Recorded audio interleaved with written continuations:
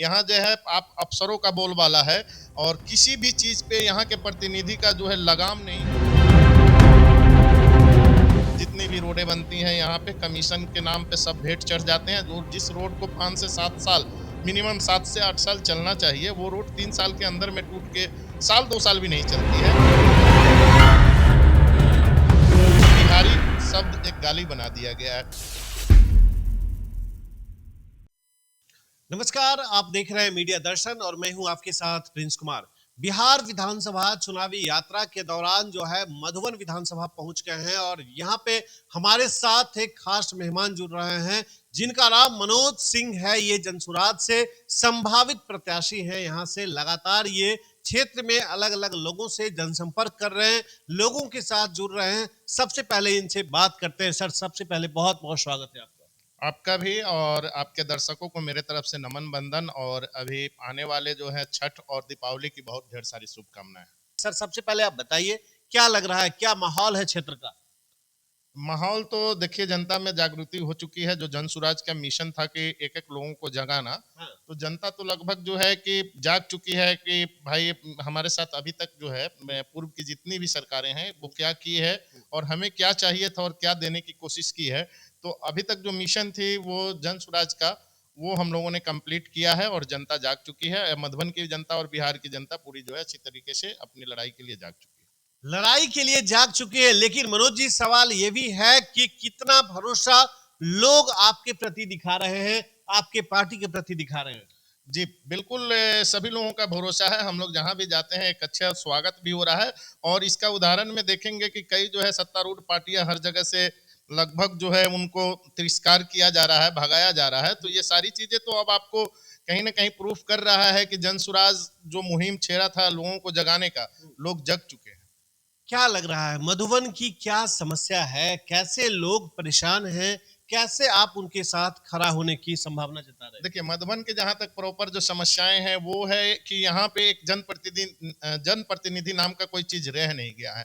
यहाँ जो है आप अफसरों का बोलबाला है और किसी भी चीज पे यहाँ के प्रतिनिधि का जो है लगाम नहीं है। वो इतने मतलब सुस्त हैं कि उनको जनता से मतलब नहीं है। लगभग उनका कहना है कि हम लोग अगर 4 साल केवल पटना में अपना व्यतीत करें और 5वें साल में जो 3 महीना होता है 90 दिन के अंदर में चुनाव हम लोग जीतेंगे, लोगों को पैसा देंगे अपने जाति के आधार पर और इन सब चीजों का एक समीकरण बना के केवल हम जीतेंगे। विकास के नाम पे उनका कोई चीज रहा नहीं है।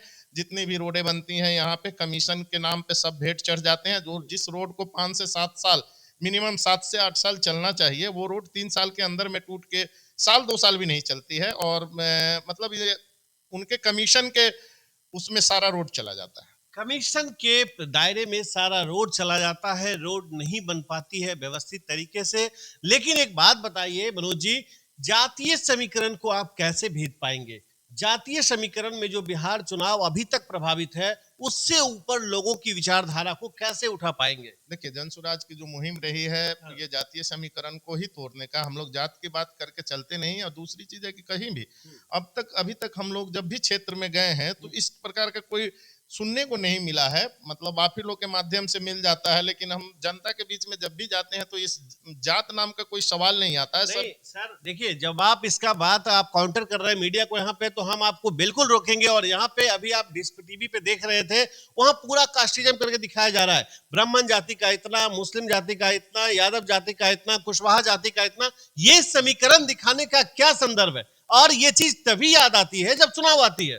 जी बिल्कुल, मैं बात अपने कह रहा हूँ कि मधुबन विधानसभा की बात जहां तक है या बिहार की भी बात हो रही है कि हम लोग एक अलग जात लेके चल रहे हैं, एक पलायन की जात को लेके चल रहे हैं। एक जो जिनको शिक्षा से वंचित रखा गया है उनकी बात हम लोग कर रहे हैं। एक उनकी भी एक जाति है जिनको मतलब अपने मैंने यहाँ के जो नौजवान हैं वो क्या गुनाह किए हैं कि उनको दिल्ली और पंजाब अदर स्टेट में भेज के एक सजा के रूप में दी जाती है। जब हमारे ही समाज का एक व्यक्ति कोई गुनाह करता है, कोई गैर कानूनी काम करता है तो उसको हम लोग जेल भेजते हैं। जेल भेज के जब मैंने केवल हम समाज और परिवार से उनको दूर रखते हैं, वहां पे एक सरकार के माध्यम से अच्छा भोजन दिया जाता है, रहने की एक जगह दी जाती है। लेकिन हम बिहार में इस टाइप का हमको सजा दिया जाता है कि जन्म लेते हैं तो एक तो बाहर प्रदेश में जाइए, 10,000 का रूम लीजिए, फिर खाना अलग से बनाइए, और चौथी सजा ये है कि वहाँ के लोग आपको बिहारी शब्द एक गाली बना दिया गया है। तो इन चीजों से उठ के हम लोग उन पनायन आप जाएंगे तो देखेंगे तो एक ब्राह्मण समाज में भी है, एक राजपूत समाज में भी है, एक दलित समाज में भी है, और एक ओबीसी समाज में भी है, अकलियत समाज में भी है। पलायन का दंश ये नहीं है कि राजपूत का लड़का बाहर नहीं जा रहा है और एक पासवान जी का लड़का केवल बाहर जा रहा है। हाँ, कुछ लोगों में इनकी जनसंख्या जैसे ज्यादातर जो है गरीबी जहाँ है, जहाँ दलित समाज में गरीबी है, ओबीसी समाज में ज्यादा गरीबी है, तो वो लोग ज्यादा बाहर जा रहे हैं, पलायन ज्यादा इफेक्टेड उन पे है। मतलब माना जाए ये कि आपके हिसाब से जाति दो ही प्रकार का समाज में है, अमीरी और गरीबी की जाती है। बिल्कुल अमीरी और गरीबी की ही जाती है, रोजगार और बेरोजगार की जाती है। बिल्कुल रोजगार और बेरोजगार की जाती है। हाँ। और यहाँ जो नेता जो हैं अभी तक पूर्व से जितने लोग हैं, जाति और धर्म और सेना के शहादत के नाम पे यहाँ की जनता को जो लूटने का काम किया है, धीरे धीरे जब हम लोगों का जो मुहिम चला, हाँ। जब भी हम लोग जनता के बीच में गए, लोग में जागृति आई है। लोग जात और धर्म का छोड़कर अब अपने लिए, आप जात और धर्म की रक्षा तब करेंगे ना जब आप अपने आप में मजबूत होंगे। एक कमजोर व्यक्ति से, एक भीख मांगने वाले व्यक्ति से आप अगर जाएंगे और कहेंगे कि चलो आप मतलब देश की रक्षा कर लो, और चलो आप एक मतलब अपने धर्म की रक्षा कर लो, अपने आप जाति के लिए लड़ लो, तो क्या वो लड़ पाएगा? पहले पेट के लिए लड़ेगा, उसकी लड़ाई पेट से है। पेट से है, पहले वो पेट के लिए लड़ेगा, और ये स्वाभाविक भी है। लोग खाना खाएंगे, पेट भरेगा, तभी बुद्धि काम करेगा, फिर वो किसी काम के लिए सोच सकते हैं। लेकिन सवाल ये भी है कि चुनाव से ठीक पहले अलग तरह की हर लोगों के लिए पैसों की बरसात, स्कीम की बरसात, समझ ही रहे होंगे इशारा मेरा किस और है। 10,000 रुपया से लेकर के पटना मेट्रो का उद्घाटन आज हो रहा है। सर, कैसे देखते हैं, क्या लग रहा है, कितना प्रभावित हो पाएंगे यहाँ के वोटर्स इन सभी स्कीम को लेकर? इन चीजों पे तो चुनाव आयोग को संज्ञान लेना चाहिए। आज जो है 10-10 हजार रुपया लोगों को देकर, केवल बिहार में, बिहार से बाहर नहीं, अगर ये प्रधानमंत्री जी का स्कीम है तो बिहार के बाहर भी होना चाहिए था। लेकिन इन चीजों को जनता जान रही है कि ये कहीं ना कहीं वोट खरीदने का काम किया जा रहा है। जो 10-10 हजार रुपये एक जीविका के माध्यम से, हालांकि उसको बाद में इंटरेस्ट के साथ में वसूल भी करना है, लेकिन अभी कहीं ना कहीं उन जनताओं के बीच में गलत तरीके से भ्रमित करके उनको जो है कि 10,000 रुपया हम लोग फ्री में दे रहे हैं और एक वोट खरीदने का काम किया जा रहा है। आज से पहले कहाँ था ये पैसा? आज से पहले कहाँ था ये पैसा? लेकिन कई पार्टियां, कई नेता ये भी आरोप लगा रहे हैं कि आप दूसरे पे तो, सरकार पे तो सवाल खड़ा कर रहे हैं, लेकिन आप अपने अंदर भी झांकिए ना सर। पीएलसी कार्ड बनाकर आप लोगों को भ्रमित कर रहे हैं। लगातार नेता आप पे आरोप लगा रहे हैं कि पीएलसी कार्ड जो बन रहा है, सरकार आने के बाद ही उसका कोई लाभ मिल पाएगा ना, फिर अभी से कार्ड देने की क्या मतलब है? सर, ये पीएलसी कार्ड हम वादा कर रहे हैं, हम आपको लिखित दे रहे हैं। अभी तक जितने पार्टियों ने दिया है वो केवल एक अपनी जुबानी कहा उन्होंने कि मैं 15 लाख खाते में दे दूंगा, मैं ये दे दूंगा, मैं वो दे दूंगा। हम तो ये नहीं कह रहे हैं कि भैया हम आपको 20,000 रुपये नगद के रूप में दे रहे हैं। हम लोग तो एक कार्ड के माध्यम से एक व्यक्ति को, एक परिवार में 12,000 रुपये की नौकरी दे रहे हैं। नौकरी उनका अधिकार है। जो बाहर पलायन रोकना है तो स्वाभाविक है कि जो हर घर के एक व्यक्ति के नौजवान को हमको नौकरी देना है। नौकरी देंगे तो उससे सरकार को भी तो बेनिफिट होगी। अगर बिहार का बंदा बिहार में काम करेगा तो उससे आपके बिहार गवर्नमेंट को भी बेनिफिट होगी। हमने 2,000 रुपया जो है वृद्ध को अगर पेंशन के रूप में दे रहे हैं, तो अदर प्रदेश में आप जाएंगे तो 2,500 से 3,000 रुपया पेंशन है।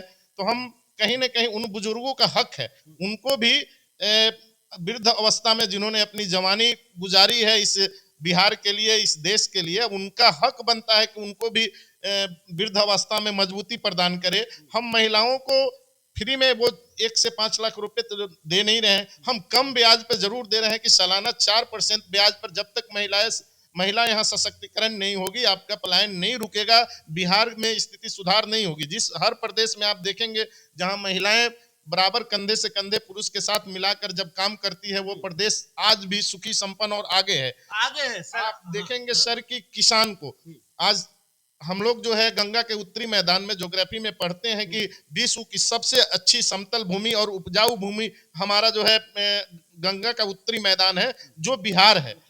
बिल्कुल बिहार में है, और ज्यादातर पार्ट जो हमारा गंगा के उत्तर भाग में है। अच्छे जगह होने के बावजूद भी किसानों को उपेक्षित किया गया है। झूठ मूठ के मनरेगा का पैसा आप जो है लूट में मचा रखे हैं। हम यही चीज तो कह रहे हैं। हम लोग क्या कह रहे हैं कि सिस्टम को बदलना है। व्यवस्था को बदल रहे हैं, सत्ता परिवर्तन नहीं कर रहे हैं। आप एक और बात आएंगे कि स्कूल में हम लोग बच्चे को पढ़ने के लिए 1,000 रुपया दे रहे हैं। आज भी स्कूल में 864 रुपया नहीं, आप केवल एक बच्चों की पढ़ाई पे 864 रुपया है, और सब भी उसमें स्कूल का मेंटेनेंस वगैरह जब जोड़ेंगे तो 1,000-1,200 रुपया से ज्यादा स्कूल पे खर्च होने के बावजूद जो है पढ़ाई जीरो है। तो हम कर क्या रहे हैं? हम व्यवस्था को ही तो ठीक कर रहे हैं। 1,000 रुपया हर परिवार को अगर बच्चों को पढ़ाने के लिए दे रहे हैं, शिक्षा पे जोर दे रहे हैं, तो हम तो कहीं रेवड़ी बांट नहीं रहे हैं। हम तो फ्री किसी को कुछ दे नहीं रहे हैं। जो उनका अधिकार है, जो मिलना चाहिए, बिहार की स्थिति को सुधारने के लिए मिलना चाहिए, वो चीज हम एक कार्ड के रूप में, वादा के रूप में दे रहे हैं। उन्हें कह तो नहीं रहे हैं कि हम फ्री में दे रहे हैं। भरोसा दिला रहे हैं कि आते हैं सरकार में तो व्यवस्था लागू होगी। लेकिन देखिए, सवाल ये भी है कि क्या लगता है आपको, यदि भरोसा आपके ऊपर पार्टी दिखाई है, पार्टी ने क्लियर कर दिया कि सर आपके कंधे पे यहाँ की जिम्मेदारी है मधुबन की? देखिए, अभी जो भी हो पार्टी का निर्णय, लेकिन हम जनसुराजी हैं और जनसुराज के मुहिम को लेके चले हैं, आगे भी चलते रहेंगे। अब बाकी ऊपर शीर्ष नेतृत्व है कि वो उनका क्या सोच है, और वो जो अच्छा होगा वही करेंगे यहाँ के। मधुबन के लोग आप पे भरोसा कैसे करें? अंतिम में 2 लाइन में मैसेज के तौर पे क्या कहना चाहेंगे आम जनता से?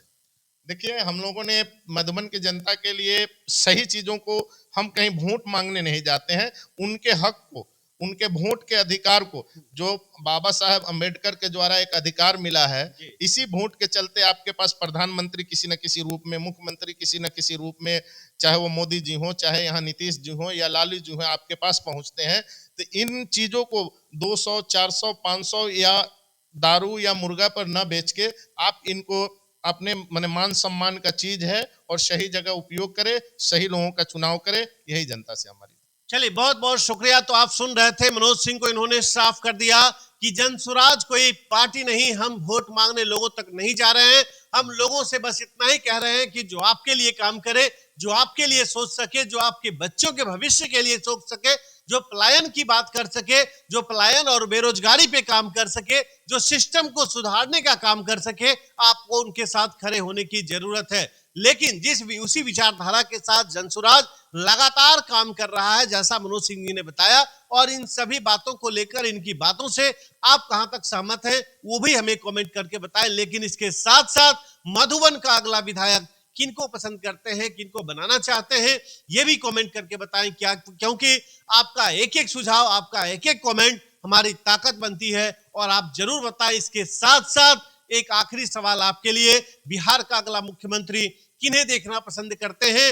नीतीश कुमार, प्रशांत किशोर और तेजस्वी यादव, 3 ऑप्शन आपके सामने है।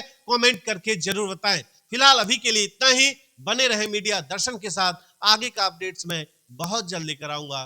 नमस्कार।